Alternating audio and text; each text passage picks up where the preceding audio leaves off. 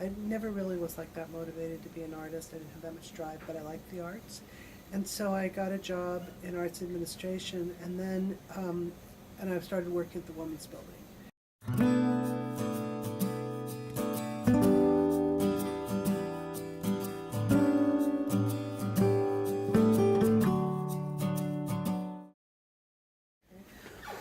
I'm the director here of the library and more recently of instructional technology. Mm-hmm. So what happened, how I got in library science, I'll just tell you that I was majoring in art. I went to Pitzer College and women's studies actually. And when I got out of school, I got a job working in an arts administration. I never really was like that motivated to be an artist. I didn't have that much drive, but I liked the arts. And so I got a job in arts administration, and then and I started working at the Women's Building.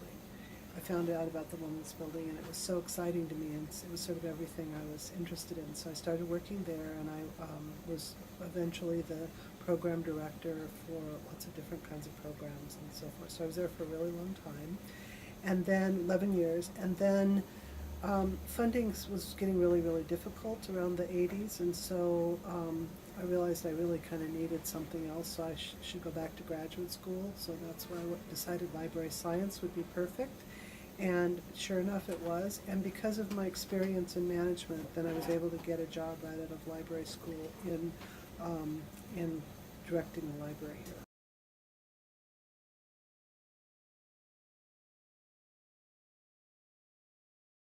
Well, I can't really point to one moment, but I will say that as I was growing up, my parents were fairly traditional, and my dad would always say, "You're going to grow up, you're going to get married, you'll become a teacher," and those were like that was it. That was the roles. You know, I could have said you become a nurse or something, but really that was about it.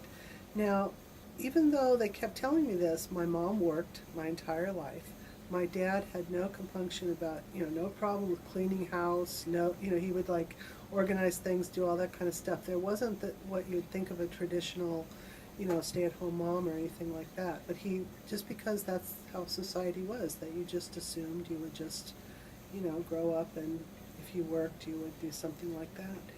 And I did not want to do that. I just did not want to do that. And so I kept looking for ways to separate myself or to figure out what I wanted to do. And at the same time, the feminist movement was really growing, and you could see it in the news. You could see women challenging the status quo. Women were getting, elected in politics. Things like that were happening. So I always just thought of myself as a feminist, kind of. Or, I was sort of rebelling against the status quo, against the patriarchy.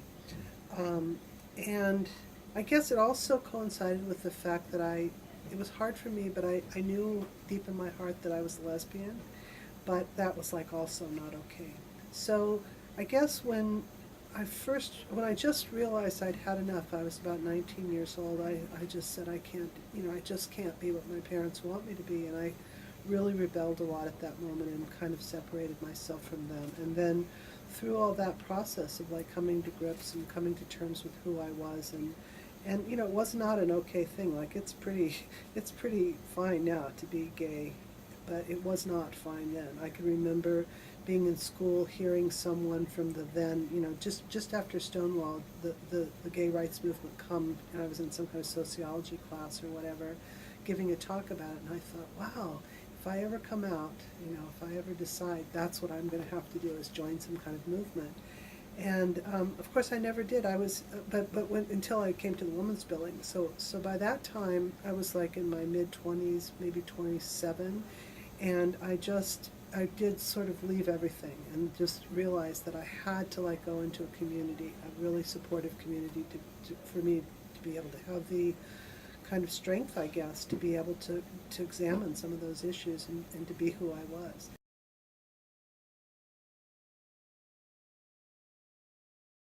The Women's Building was founded in 1973 as, first of all, as an educational program for women.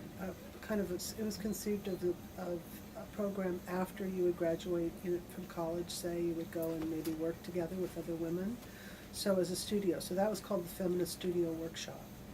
And then, because it needed a place to be housed, it became necessary to kind of try to find a space for it. And some of the founders, that was Sheila Bradfield, who was a graphic designer, and Judy Chicago, who was a fine artist, and Arlene Raven, who was an art historian, were the founders. And they all met at Cal Arts, where they worked, where they taught and did programs there. And they were very kind of disillusioned, I guess, with the whole academy and working within a male-dominated patriarchal kind of situation. So they thought that they needed their own kind of school, separate from, quote, the academy. This is a photograph of the Women's Building, the entryway, and it says, "The Women's Building, a public center for women's culture, welcomes you." And this is Sheila Bradfield, this is Arlene Raven, Cynthia Marsh, who was the printer, and Cheryl Swanek. And this wall was kind of a pale pink color, which Sheila used to what she'd done as a poster about pink, because pink was this kind of sort of forbidden color or whatever for women. It was, it was a lot more like red was stronger, but pink was this thing that was in our backgrounds, because I mean I grew up with a totally pink room and wearing all pink clothes and all that kind of stuff. And so she had this beautiful shade of pink that she would often refer to, and I remember when we had to like repaint the building, actually repainting all these letters and so forth. So it's kind of I don't know, brings back a lot of memories. There was a women's building at the 1893 World's Fair in Chicago, and Mary Cassatt painted the murals for that, and it brought together arts and handicrafts from women from all over the world into this building. And what happened at that time, in the late 1800s, is that when the fair was over, they'd tear down the buildings, and so that's what they did, and the murals were all lost and everything was lost, and nobody really knew about it until they were getting ready to open this building, and somebody discovered in an antique bookstore this catalog, which was like a book of the 1893 Women's Building. They were like so shocked, and they said, why have we never heard of this history? So they named it after that, the Woman's Building, with an A-N apostrophe S, and that was always a little hard for people, because it was that time in feminism, it was like the women's everything. So it was like a little bit of kind of looking back to the past in a kind of funny sort of way. But it was also that thing about, there was also that need or that desire to bring the history of women, the things that women had done and accomplished in the past that had been lost, to the forefront. So it always gave everybody an opportunity to discuss that. So this building was vacant. They took the building and they decided that they really needed help paying the rent, so they invited other women's organizations like Sisterhood Bookstore, which was a big, feminist bookstore of that time, a couple of women's galleries that were in town at the time. There was even a women's travel agency, Olivia Records, who they were, a recording company where women feminist musicians would record. So a lot of like cultural organizations joined forces, and it became the Women's Building. I can remember also being like in the first few months that I was at the building, somebody pulled out her calendar and she said, "Oh my gosh, look at this. There's something for women every night of the week. There's a feminist something I could go to every night of the week." And I thought, wow, that's true. It's like, it was so great that there were so many activities.